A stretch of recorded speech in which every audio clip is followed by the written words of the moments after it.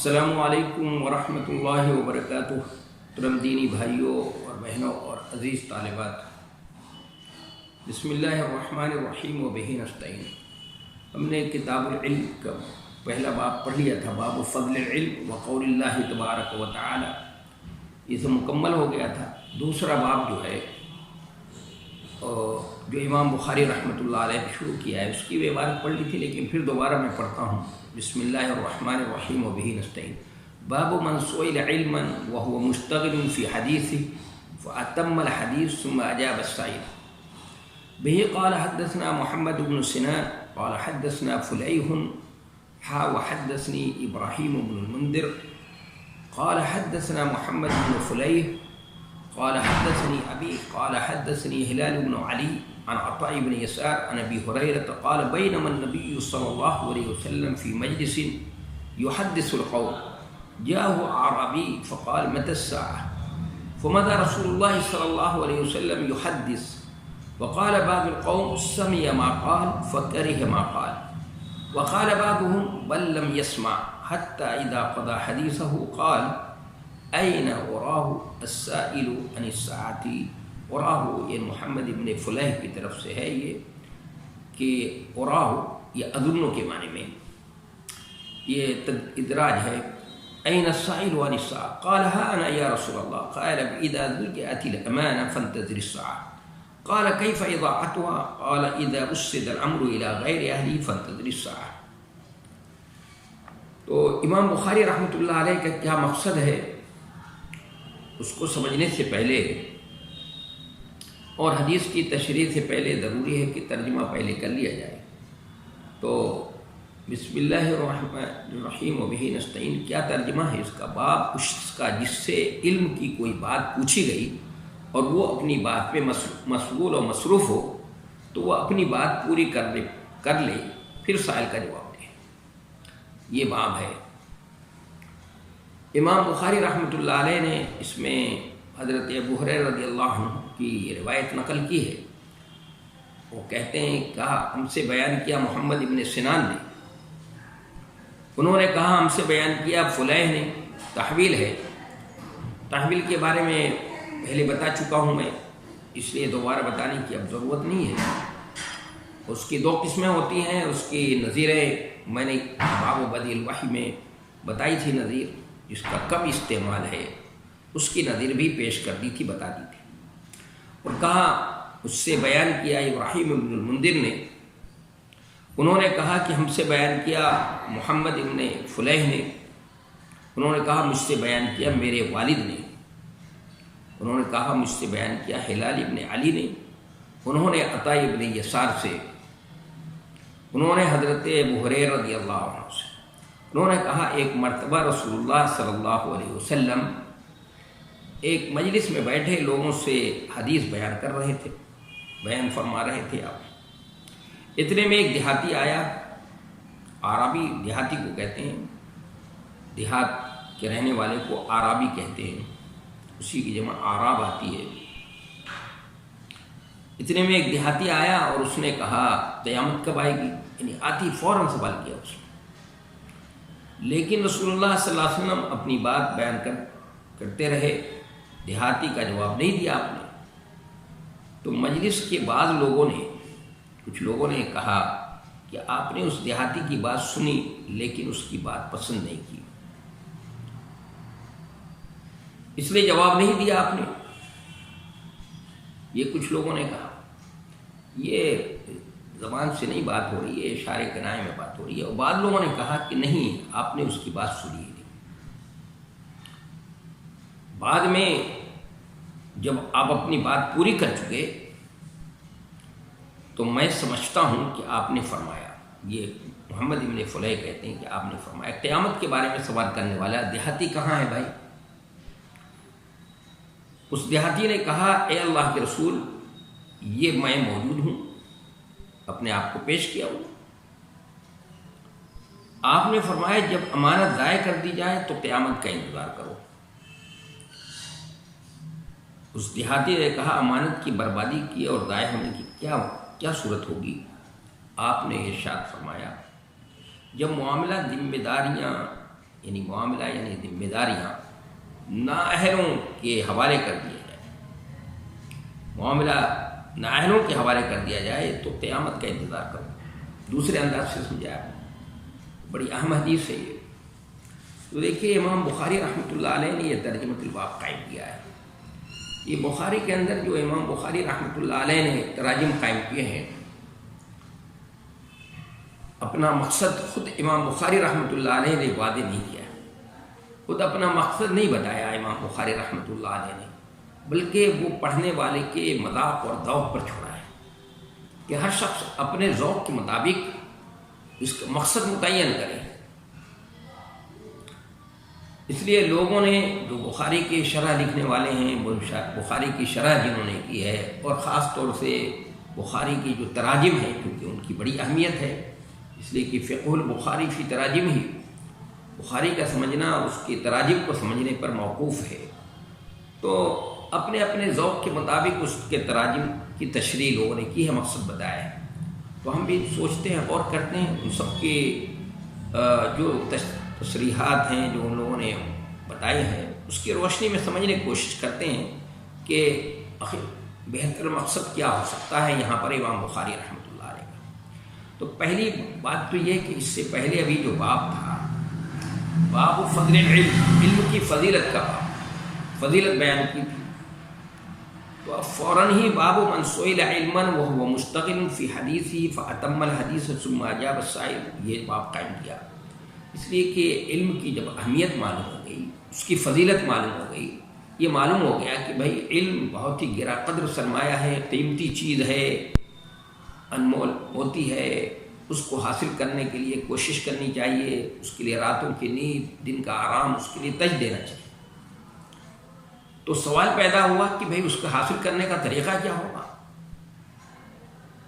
تو امام بخاری رحمۃ اللہ علیہ نے اس لیے ترجمۃ الباب قائم کر لیا کیا کہ اس کے حاصل کرنے کا طریقہ یہ ہے کہ جو لوگ جانتے ہیں ان سے جا کر سوال کیا جائے، ان سے معلوم کیا جائے۔ اس کے حاصل کرنے کا بہترین طریقہ سوال و جواب ہے، اس لیے کہا ہے سوال حسن السوال نصف العلم، سوال و جواب علم ہے۔ جو چیز نہ آتی ہو، نہ معلوم ہو، تو اس کو جاننے والوں سے معلوم کر لیا جائے، پوچھ لیا جائے، تو اس سے کیا ہے وہ چیز آدمی کو معلوم ہو جائے گی۔ تو سوال جواب کے ذریعے سے، سوال کے ذریعے سے نامعلوم چیزوں کو معلوم کیا جا سکتا ہے۔ اس کے لیے امام بخاری یہ ربط ہے ان دونوں میں۔ مقصد کیا ہے؟ تو شاہ ولی اللہ محدث دہلوی رحمۃ اللہ علیہ نے بھی بخاری کے تراجم کے مقصد بیان کیا ہے، تو وہ انہوں نے یہاں پر یہ فرمایا کہ اس کا مقصد یہ ہے کہ امام بخاری رحمۃ اللہ علیہ یہ فرمانا چاہتے ہیں کہ کوئی شخص کسی کام میں مصروف ہے، علمی کام، مثلا درس دے رہا ہے، درس ہو رہا ہے، اور کسی نے آ کر اس سے کوئی سوال کر دیا، تو اگر وہ سوال کا جواب تھوڑی تاخیر سے دیتا ہے اور اس میں تھوڑا توقف کرتا ہے، تو یہ کتمان علم میں شمار نہیں ہوگا۔ اس کتمان علم میں اس کا شمار نہیں ہوگا جس کتمان علم کی جو ہے کے بارے میں بڑی سخت وعید آئی ہے۔ اللہ تبارک و تعالیٰ نے فرمایا ہے کہ ان الذین یکتمون ما انزلنا من البینات والہدی من بعد ما بیناہ للناس فی الکتاب اولئک یلعنهم اللہ ویلعنهم اللاعنون الا الذین تابوا واصلحوا وبینوا فاولئک اتوب علیہم وانا التواب الرحیم۔ ان الذین یکتمون ما انزلنا من البینات، جو ہم نے واضح نشانیاں یہ بتایا ہے، چیزیں وہ لوگ جو چھپاتے ہیں، تو ایسے لوگوں کو جو ہے، جو لوگ چھپاتے ہیں، چھپانے کا کام کرتے ہیں، جن کے پاس کوئی امانت ہو، پاس کوئی علم اور حکمت کی بات ہو اور ان کی بات ہو اور اس کو چھپائیں، تو ان کے اوپر اللہ کی لعنت اور لعنت کرنے والوں کی لعنت ہے، وہ اللہ کی لعنت کی مستحق ہے۔ اور لعنت کرنے والے کیا ہیں؟ تو اس کو آگے کھولا ہے قرآن نے کہ ان الذین کفروا وماتوا وهم کفار اولئک علیہم لعنت اللہ والملائکۃ والناس اجمعین۔ بڑی سخت وعید ہے۔ کتمان علم، کوئی علم آپ کے پاس ہو اس کو چھپانا، اور نبی علیہ الصلوۃ والسلام نے فرمایا ہے من کتم علما، کہ آپ نے فرمایا من کتم علما الجم بالجام من النار، آنکھ کی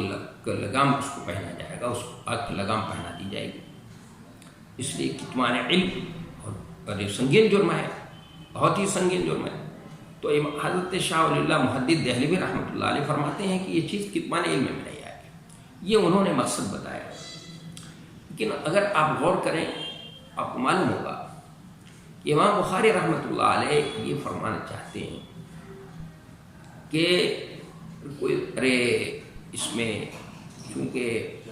معلم اور متعلم دونوں کے آداب جو ہیں یہ امام بخاری رحمۃ اللہ علیہ بیان کیا ہے امام بخاری رحمۃ اللہ علیہ اس ترجمۃ الباب میں۔ معلم کے بھی آداب بیان کیے انہوں نے، متعلم کے بھی آداب بیان کیے، میں متعلم کے بھی آداب بیان کیے اور معلم کے بھی آداب بیان کیے ہیں امام بخاری رحمۃ اللہ علیہ نے، کہ ایک معلم کو جب اس سے کوئی سوال کرے اور کوئی اس طرح کا سوال کر لے دوران درس بھی دوران تدریس بھی اس طرح کی، تو اس کو اپنے طالب علم کے ساتھ سختی کا معاملہ نہیں کرنا چاہیے، نرمی کا معاملہ کرنا چاہیے، سختی کا برتاؤ نہیں کرنا چاہیے۔ اور متعلم کے لیے یہ آداب بتائے کہ اگر استاد اگر پڑھانے میں مصروف ہے، کوئی بات ہو رہی ہے، کسی کو درس جاری ہے، تو جن سے بات کر رہا ہے، جن سے بات ہو رہی ہے، وہ ظاہر ہے اس کا حق پہلے ہے، وہ جو بات شروع ہو چکی ہے اس کا حق پہلے ہے۔ اس لیے وہ ایسا نہیں کرنا چاہیے، بیچ میں دخل اندازی نہیں کرنی چاہیے، اس کو احتیاط برتنی چاہیے۔ اس لیے تعلیم دی گئی ہے کہ دو شخص، عبداللہ ابن عباس کی روایت ہے کہ دو شخص بات کر رہے ہوں، آپس میں گفتگو میں مصروف ہیں، تو تیسرے کو اس میں دخل اندازی نہیں کرنی چاہیے۔ اور اگر آگے اور بڑھ کر سوچا جائے تو گویا امام بخاری رحمۃ اللہ علیہ یہ ترجمۃ الباب قائم کر کے سوال و جواب کا صحیح ہم کو صحیح صورت اس سوال و جواب کے مسئلے کو تفصیل سے بتانا چاہتے ہیں۔ گویا تفصیل سے بتا دیا ہے کہ دیکھو سوال اور جواب جو ہو کسی سے تو دیکھا جائے گا کہ بھئی سوال کرنے والے سوال کی نوعیت کیا ہے، اور یہ دیکھا جائے سوال کی نوعیت کا مطلب یہ ہوتا ہے کہ بھئی کس نوعیت کا سوال ہے، آیا عقیدے سے متعلق ہے، دین سے متعلق ہے، عمل سے متعلق ہے، یا صرف ایک عام بات ہے، اس کا نہ عقیدے سے تعلق ہے، نہ دین سے تعلق ہے، نہ اس کا عمل سے کوئی تعلق ہے، اس طرح کا کوئی سوال ہے، عام سوال ہے۔ یا پھر یہ بھی دیکھا جائے گا کہ سوال جس سے کیا جا رہا ہے، وہ جو سوال ہو رہا ہے وہ اس سوال کا جواب وہی دے سکتا ہے یا دوسرا بھی دے سکتا ہے، یہ بھی دیکھا جائے غور کیا جائے۔ اور پھر تیسری چیز یہ کہ سوال جو کرنے والا ہے وہ اسی مقصد سے آیا ہے یا اس کے پیچھے اور کوئی بھی مقصد ہے، مثلا صرف اسی غرض سے آیا تھا، یعنی یہ تین چیزیں سوال کے اندر ضرور ہیں، دیکھنی چاہیے۔ یہ ترجمۃ الباب قائم کر کے امام بخاری گویا یہ پوری اس کی تفصیل اور شکل بتانا چاہتے ہیں ہمارے۔ تو دیکھیے یہاں پر جو حدیث نقل کی ہے انہوں نے، نبی صلی اللہ علیہ وسلم درس دے رہے، آ کر انہوں نے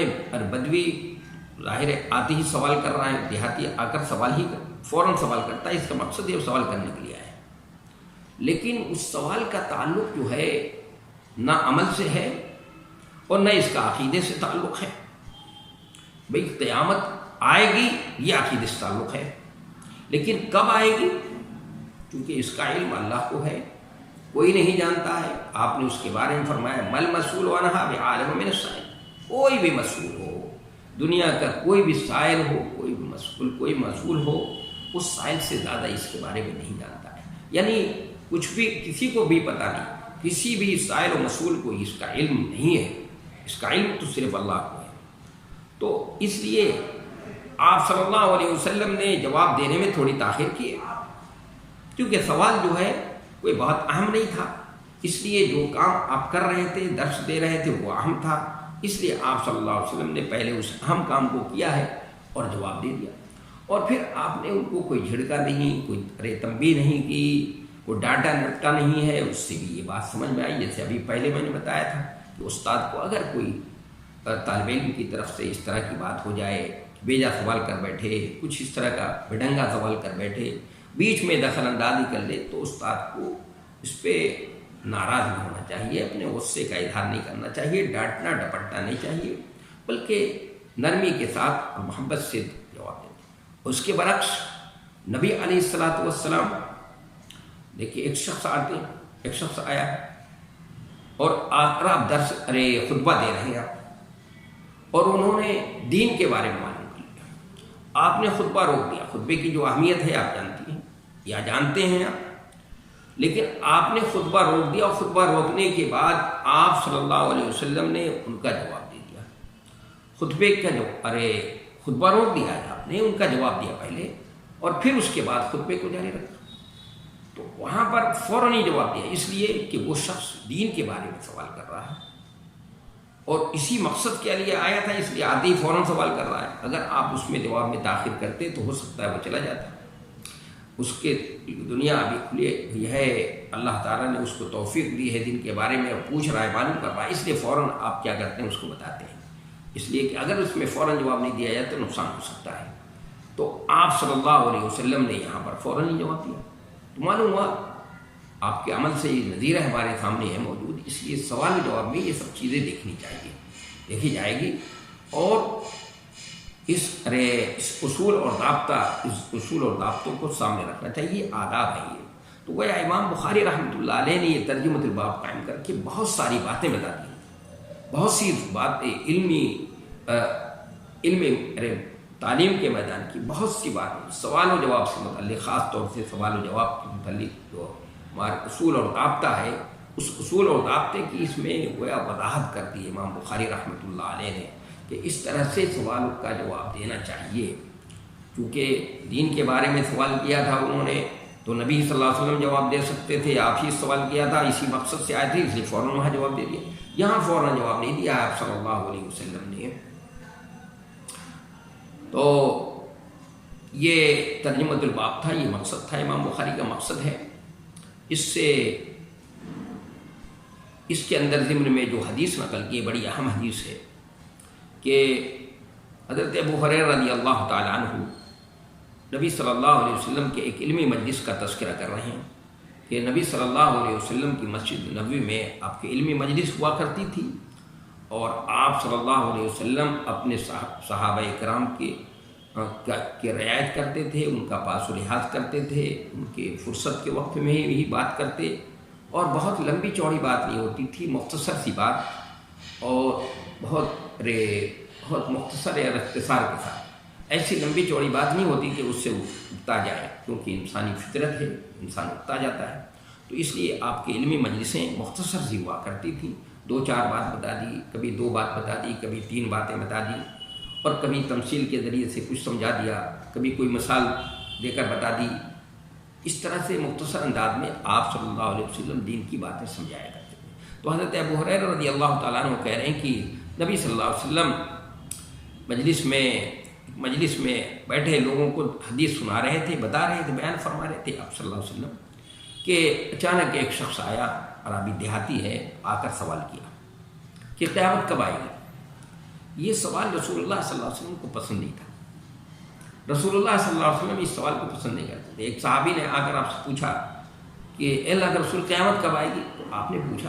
نے فرمایا کہ دیکھیے یہ ضروری نہیں ہے، کبھی اس سے ہمیں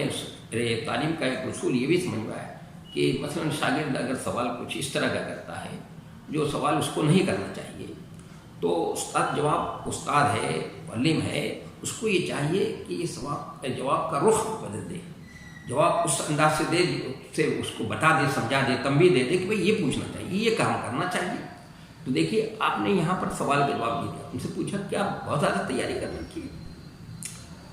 تیاری بہت ہے؟ انہوں نے کہا نہیں، تیاری تو بہت زیادہ نہیں ہے،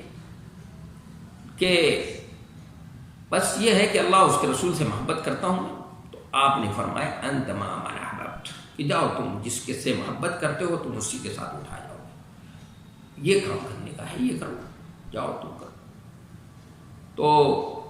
اس لیے بعض صحابہ کرام، نبی صلی اللہ علیہ وسلم نے اپنی گفتگو کو جاری رکھا ہے، حدیث بیان کر رہے ہیں، اپنی گفتگو، آپ کا درس جاری ہے، تو کچھ لوگوں نے کہا کہ آپ نے سنا ہے لیکن آپ کو چونکہ یہ سوال ناپسند ہے اس لیے آپ نے جواب نہیں دیا۔ کچھ لوگوں نے کہا نہیں سنا نہیں۔ جب آپ اپنی بات مکمل کر چکے تو آپ صلی اللہ علیہ وسلم نے پوچھا بھائی کہاں ہے وہ جو قیامت کے بارے میں سوال کر رہا تھا، وہ دیہاتی کہاں ہے؟ تو آپ نے انہوں نے اپنے آپ کو پیش کیا کہ اللہ کے رسول میں ہوں۔ تو آپ نے ان کو سمجھایا فَإِذَا ضُيِّعَتِ الْأَمَانَةُ فَانْتَظِرِ السَّاعَةَ کہ جب امانت ضائع ہو جائے تو قیامت کا انتظار کرو۔ یہ آپ صلی اللہ علیہ وسلم نے فرمایا۔ امانت کے ضائع ہونے پر آپ نے فرمایا کہ قیامت کا انتظار کرو۔ تو امانت سے کیا مراد ہے؟ کیا مراد ہے؟ ہم امانت کا مطلب عموماً یہ سمجھتے ہیں ہم لوگ کہ روپیہ پیسہ، سونا چاندی، زیور یا اور کوئی چیز کسی امین آدمی کے پاس بطور امانت رکھیں، پھر بوقت ضرورت واپس لے لیں۔ اگر اس نے صحیح ڈھنگ سے ہماری امانت واپس کر دی تو ایسے آدمی کو ہم امین کہیں گے، اور اگر کچھ خرد برد کیا یا نہیں دیا تو ہم اسے خائن کہیں گے۔ عام طور پر امانت کا مطلب یہ لوگ سمجھتے ہیں، لیکن شریعت میں، اسلامی شریعت میں امانت کا معنی اور مفہوم اتنا محدود نہیں ہے جتنا محدود ہم سمجھتے ہیں۔ شریعت میں امانت سے مراد وہ تمام فرائض اور تکالیف شرعیہ مراد ہیں جو اللہ کی جانب سے ہمارے اوپر واجب ہیں۔ اگر ہم نے شریعت کے مطابق ان کو ادا کیا تو ہمیں ثواب ملے گا،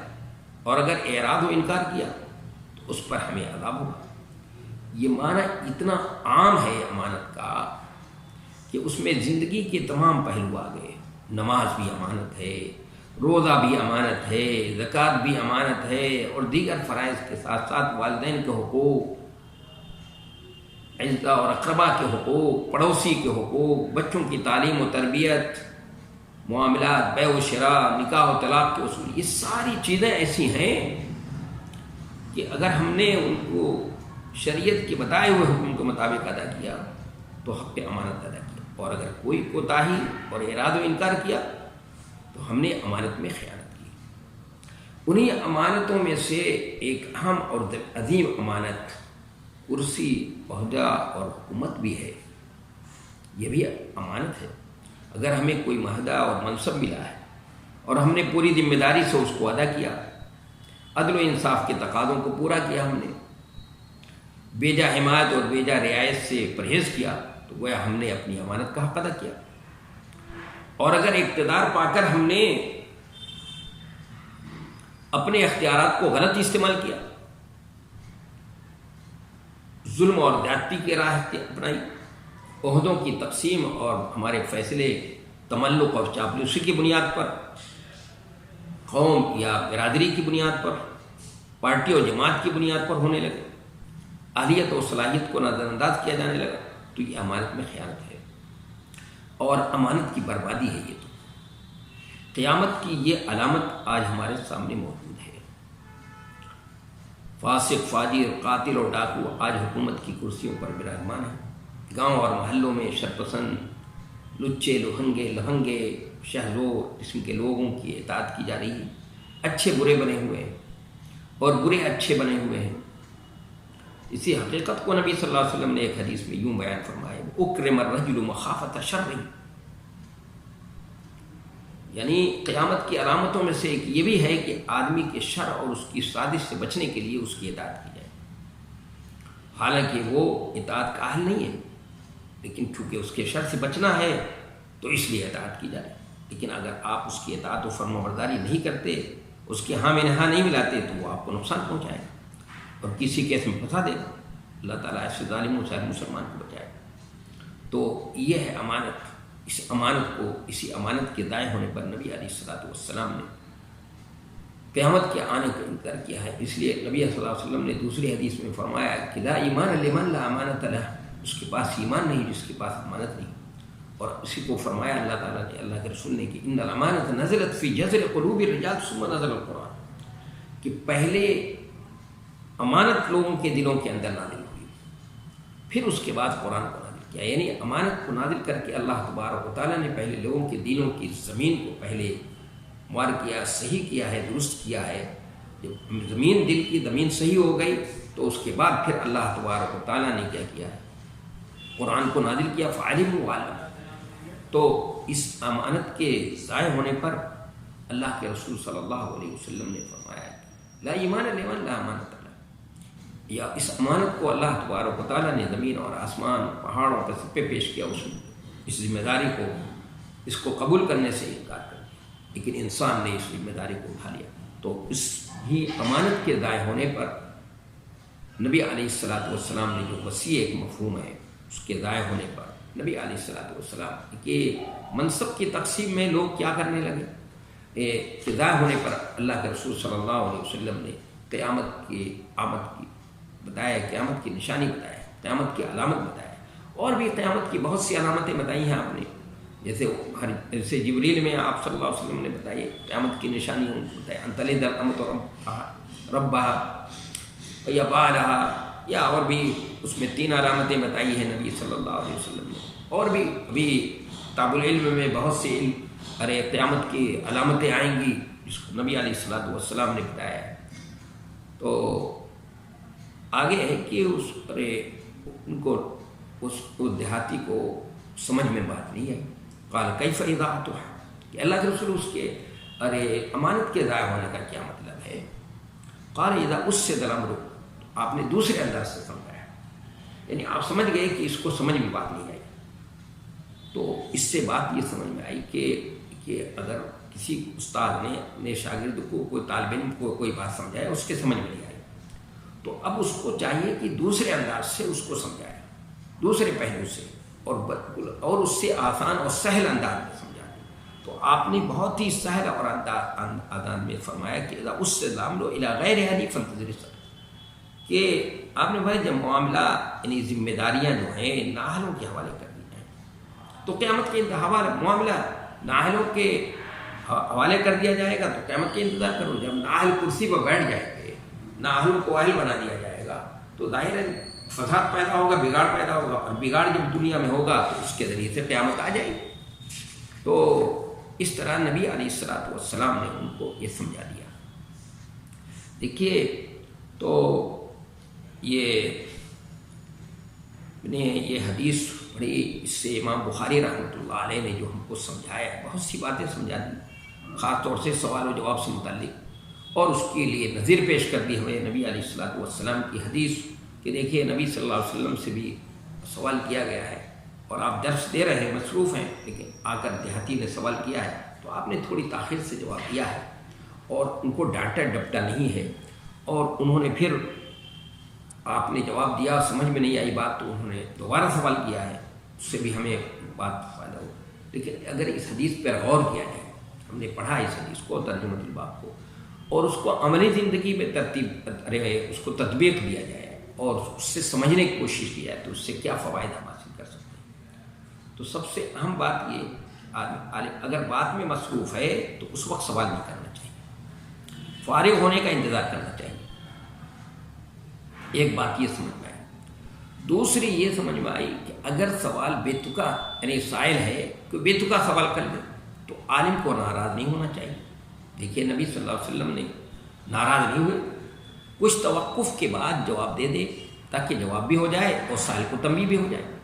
دیکھیے نبی صلی اللہ علیہ وسلم نے جواب بھی دیا ہے اور تنبیہ بھی فرما دی، فوراً جواب نہیں دیا ہے تاکہ تنبیہ بھی ہو جائے اور ان کے سوال کا جواب بھی ہو جائے۔ آپ صلی اللہ علیہ وسلم نے اس پر عمل کیا۔ اگر آپ سوچیں، غور کریں، مزید اور غور کریں اس میں، تو آپ کو فائدہ ہی عملی دنیا میں اس سے فائدہ ہوگا، یہ ملے گا کہ عالم اور استاد کا یہ حق ہے کہ سائل کے سوال پر توجہ دے۔ سائل جو سوال کر رہا ہے، طالب علم کے ذہن میں جو سوال ہو اس پر توجہ دے، اس کے سوال کو سمجھے اور جواب اس کے مطابق دے دے۔ نبی صلی اللہ علیہ وسلم سے کوئی سوال کرتا تھا تو آپ صلی اللہ علیہ وسلم اس کے مطابق جواب دے دیتے تھے، اور کبھی سوال اس طرح کا ہوتا تو اس کا رخ موڑنے کی ضرورت ہوتی تو تھوڑا صحیح رخ کی طرف موڑ دیتے، اور کبھی کچھ زائد بات بھی بتا دیتے تھے آپ صلی اللہ علیہ وسلم۔ اور اگر غور کریں آپ تو یہ بھی معلوم ہوا کہ عالم کو چاہیے کہ سوال کرنے والوں کا جواب ترتیب سے دے، مرتب انداز میں دے۔ اگر بات اچھی طرح سمجھ میں نہ آئے تو دوبارہ پوچھ سکتے ہیں، یہ خلاف ادب نہیں ہے، یہ بھی دیکھیے بات سمجھ میں نہیں آئی ان کی، وہ دیہاتی بات سمجھ میں نہیں آئی تو انہوں نے دوبارہ پوچھ لیا آپ صلی اللہ علیہ وسلم سے، اور آپ صلی اللہ علیہ وسلم نے دوبارہ بتا دیا، یہ بھی خلاف ادب نہیں۔ سوال جواب بھی علم ہے، اس لیے کہا جاتا ہے حسن السوال نصف العلم۔ اور ایک یہ بات بھی سمجھ میں آئی کہ اکابر سے علم اکابر سے حاصل کرنا چاہیے، نہ کہ اصاغر سے۔ صاغر سے علم حاصل کرنا قیامت کی علامت ہے۔ یہ علم کے جو جانکار لوگ ہیں، جو علم پہ مثلا معلومات جن کی صحیح معلومات رکھتے ہیں، جن کے پاس دین کا فہم ہے، دین کو سمجھتے ہیں، قرآن حدیث کے ماہر ہیں، ان سے علم حاصل کرنا یہ زیادہ بہتر ہے۔ حدیث میں اذا اسد الامر الی غیر اہلہ سے اس کی طرف اشارہ ہے، لیکن دوسری حدیث میں اس کی صراحت الفاظ یہ ہیں ان من اشراط الساعۃ ان یلتمس العلم عند الاصاغر۔ یہ جو بات بتائی ہے کہ علم اکابر سے حاصل کرنا چاہیے، تو اذا اسد الامر الی غیر اہلہ کے اندر تو اشارہ ملتا ہے اس حدیث کے الفاظ سے، لیکن دوسری حدیث میں تو باقاعدہ اس کی صراحت ہے۔ کیا صراحت کی ہے کہ ان من اشراط الساعۃ ان یلتمس العلم عند الاصاغر۔ علم جو ہے وہ اصاغر کے پاس سے حاصل کیا جائے، اصاغر کے پاس سے حاصل کرنا نہیں چاہیے، اکابر کے پاس سے علم حاصل کرنا چاہیے۔ اس میں علم کو اکابر کے پاس حاصل کرنے کی کوشش کرنی چاہیے۔ وما توفیقی الا باللہ والسلام۔